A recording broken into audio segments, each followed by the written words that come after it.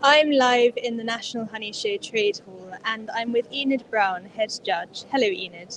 Hello. We're looking at the crafts. So yesterday we had a look at the bakes and the honey, and today we're having a look at the crafts. Could you walk us through some of these, please? Right, what we're looking here, any decorative or artistic exhibit of needlecraft. So we'll start at this end with a beautiful pillow. Judge is looking to see the quality of the work and how neat it all is, and it is very good. So it's amazing of some people design these themselves and then do it. We move on here to this is actually the first prize.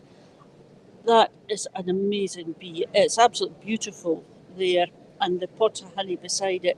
So looking at the work, how neat it is and everything, a well-deserved first place.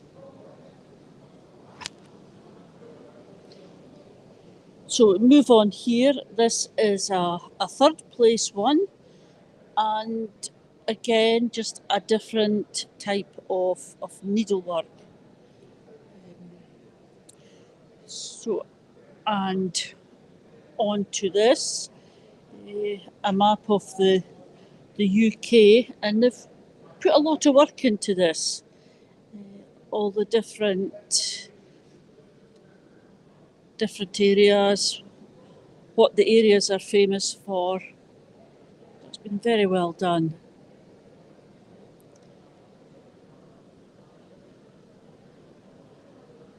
And we go on to this entry number 1, and again, I see a lot of crochet work, but very nice.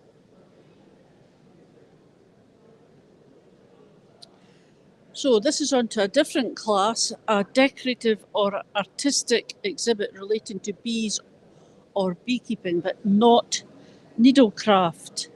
So it's amazing what people come up with, and the displays are very good.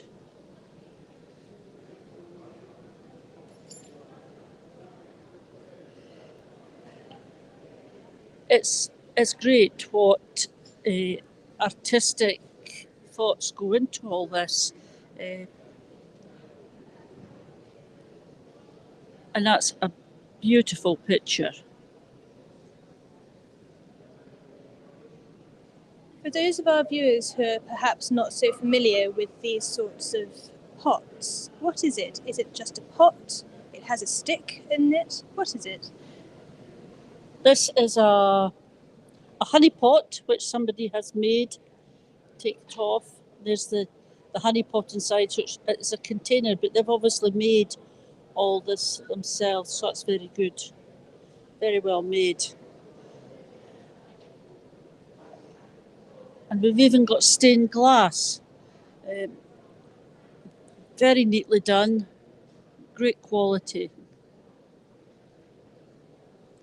And this one we have, it's like, I was going to say it's cross stitch, it's not. It's a lot of beads embedded and reflecting stained glass again. Yes, we really have got quite a variety of different entries here. We've even got a chart, which is incredibly useful for trying to discern which bumblebee, or which bee rather, you have found in your garden.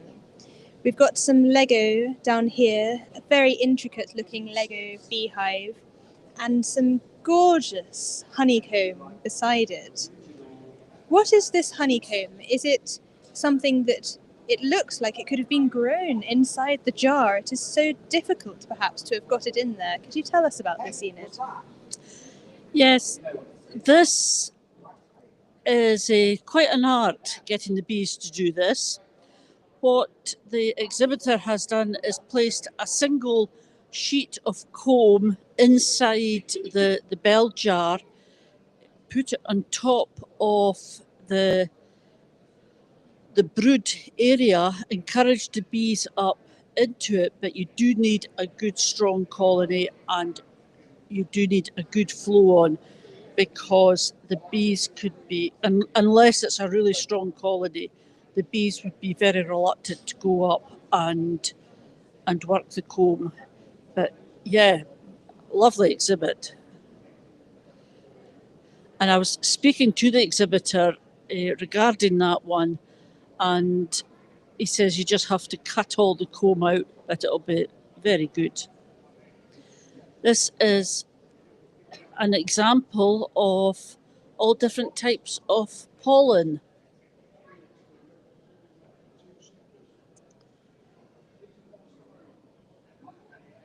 So up here we have a frame. It's called a frame, is it? Yes. So a frame, and at the top there's a jar that's labelled water, and at the bottom there's a jar labelled syrup. How does that work? What is the reason for that? This is an educational hive. The frame, it's sort of representing an observation hive, the nuke box style. So underneath, in this part of the hive, there will be another probably 5 frames with bees in it.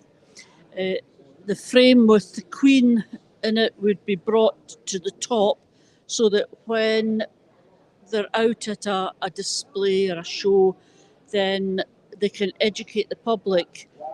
So this is showing that they can feed water, which is absolutely essential for the bees, but they can also give them syrup, which is a sort of supplementary feeding.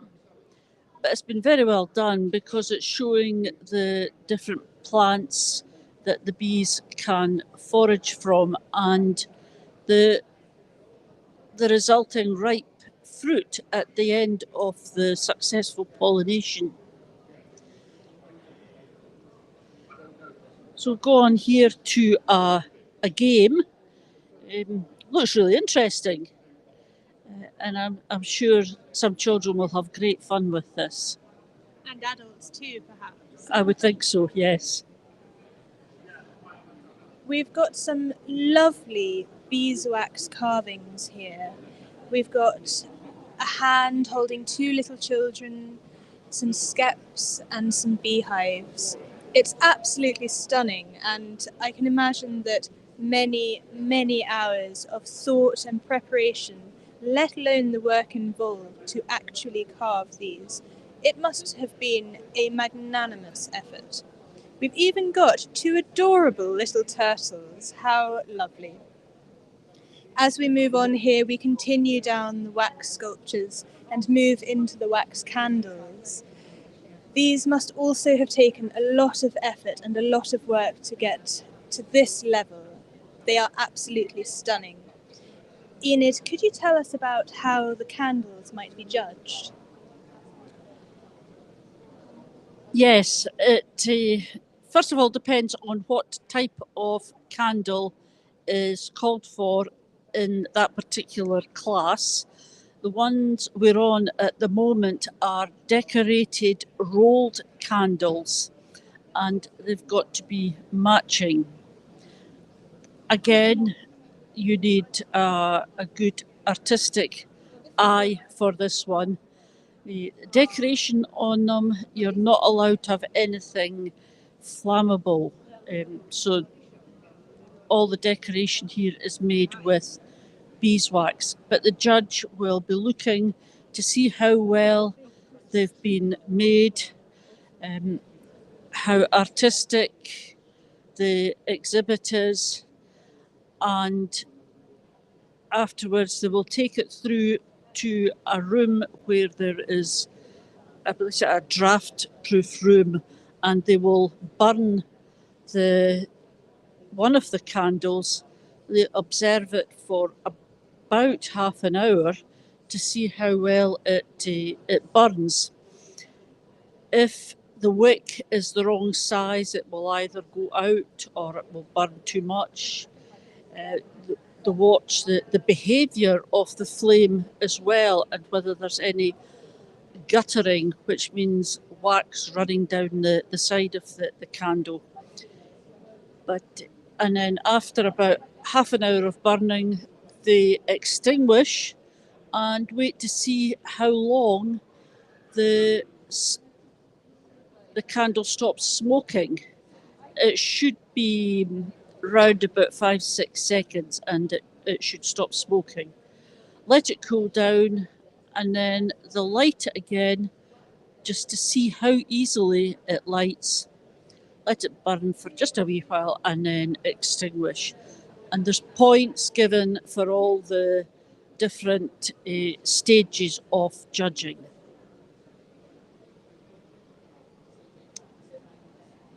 So here we have some more candles. Again, they are just stunning. The intricate detail that has gone into these is incredible. And whether people have won first, second, or third prize, or even if they haven't, I'm sure every single one is to be well commended. Again, our candles continue down here. We have all different varieties, and it is quite the spectacle to watch. Ladies and gentlemen, the prize cards and the prize money are now available at the information desk. So over here we have an amazing piece. There is so much to look at that you are not quite sure where to start. Enid, would you like to walk us through some of this?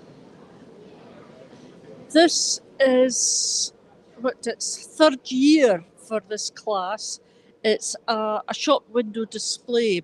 It was the original honey show just over 100 years ago. This was one of the classes, and when it was our centenary year, we decided to bring back some of the original classes, and the shop window display has been very popular, and so we have a special trophy and prize money for this class.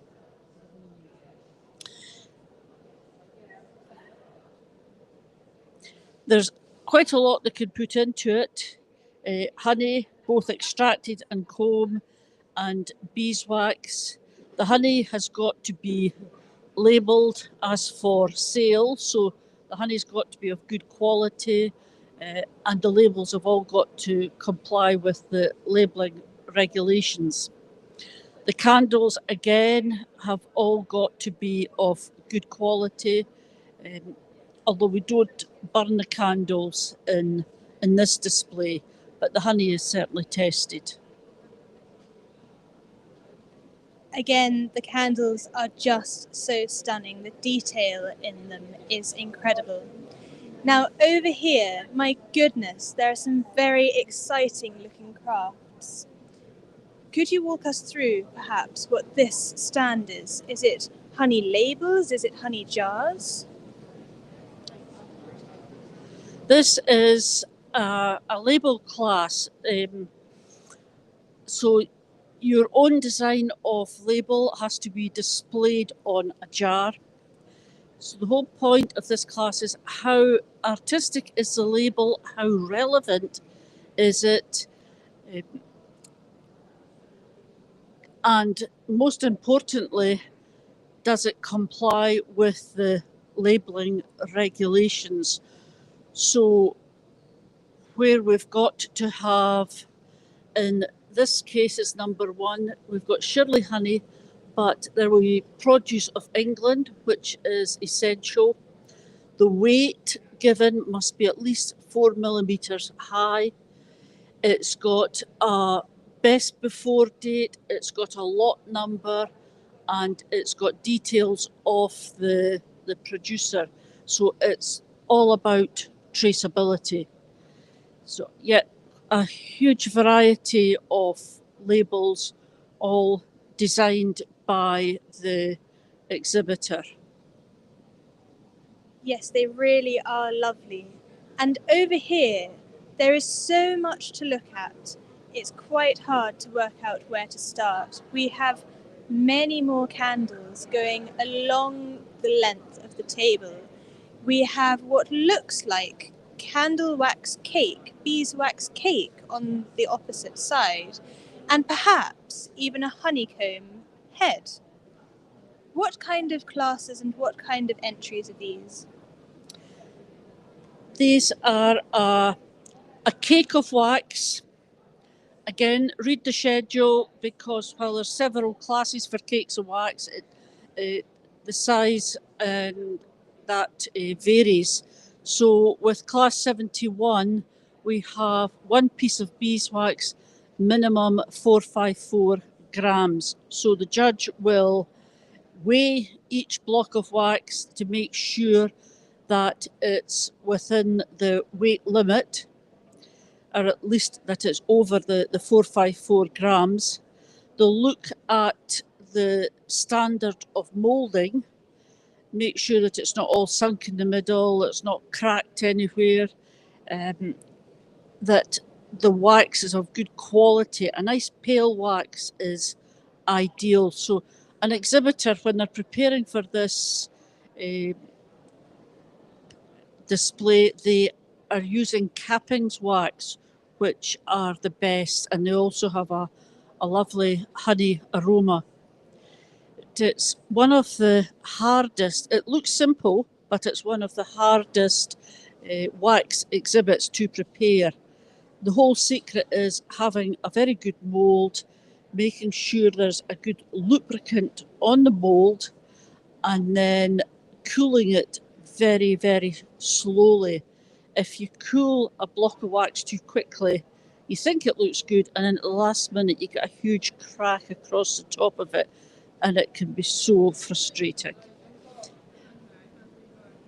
Oh dear, that's not quite what you want, but I can imagine, again, as with every craft, it takes many, many hours to perfect, and the entries here are the highest quality because, as we've established, this is the world's largest honey show, and the level of detail and the level of understanding that people have when they enter is significant.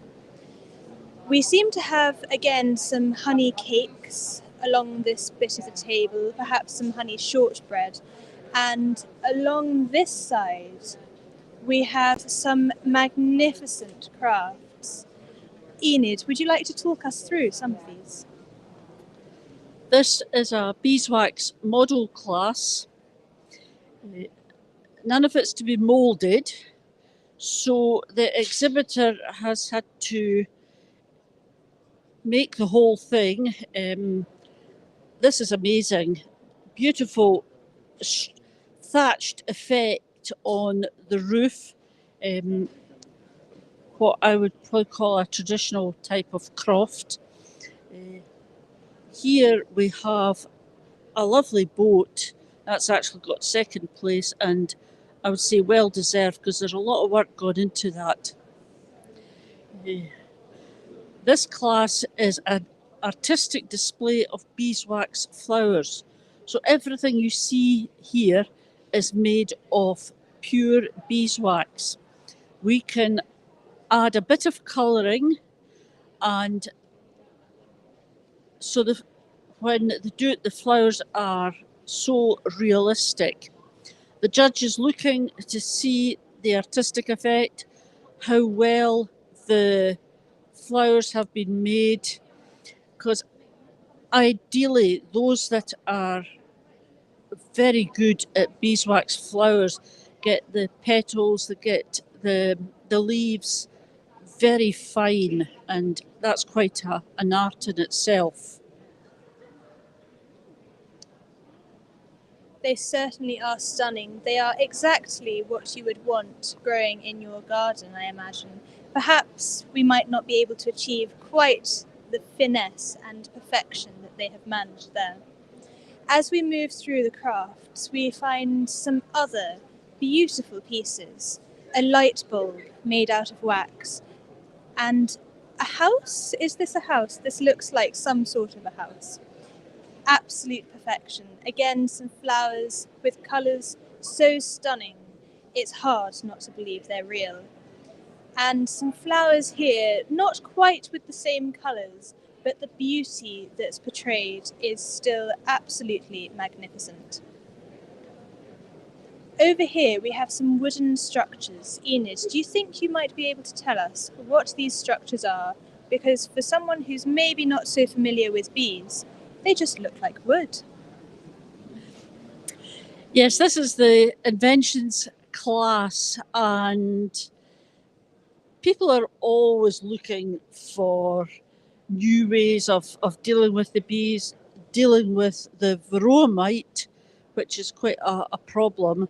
So here we have, now it's called a hive multi-floor overview. So they've got the solid floor. They've obviously, part of it is a mesh, open mesh floor. They have an underfloor entrance incorporating a wasp guard, so that would be very good for when the yellow leg hornet is in the area, and it's actually quite devastating down in the Kent area at the moment, and it's spreading north, sadly. So yeah, this could be a very good invention to try and combat wasps and hornets. Thank you, Enid. And over here we have yet more tables with even more to explore. As we pass back past the wax cakes, we can see in the distance what look like some mini hives and eons and jars upon jars of honey. It stretches down the length of the table, and these are just beautiful. How, Enid, could someone have created such beauty out of something which might be seen as quite simple? What kind of things are these judged on? Right, well, first of all, judge will look at the schedule, read exactly what is required for that class. So this is an attractive handmade model incorporating honey for sale. So in this particular exhibit, they've gone down the Halloween theme to add quite a bit of interest to a stand with. So they've got the various candles, all with a Halloween theme to them rather than just honey on its own. This one here, again, is a lovely display. They've got the stands, the 3-tier stands made, and it looks like they have, well, I'm not sure how it's been made, possibly paper mache and painted. It's supposed to be the part of a skep. That's really good the way they've done it. This is on to a separate class, a display of home produced products containing honey and or wax. So again, the judge is going to be looking at the quality, make sure all the labelling is correct, and they will test all the products.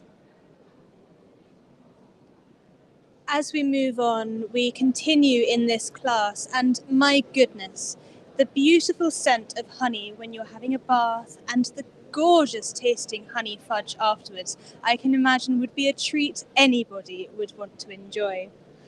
As we continue, we've got honey for sale, as it does tell us, and it looks divine. And we continue down here past the honey, past the bear in a bee suit, which is very, very important for keeping charge of the local honey. And we come to a stop right in front of some absolutely stunning photography. Could you tell us about this photography, Enid? Yes, it's all divided into different classes. This one is a colour print, close-up or macro.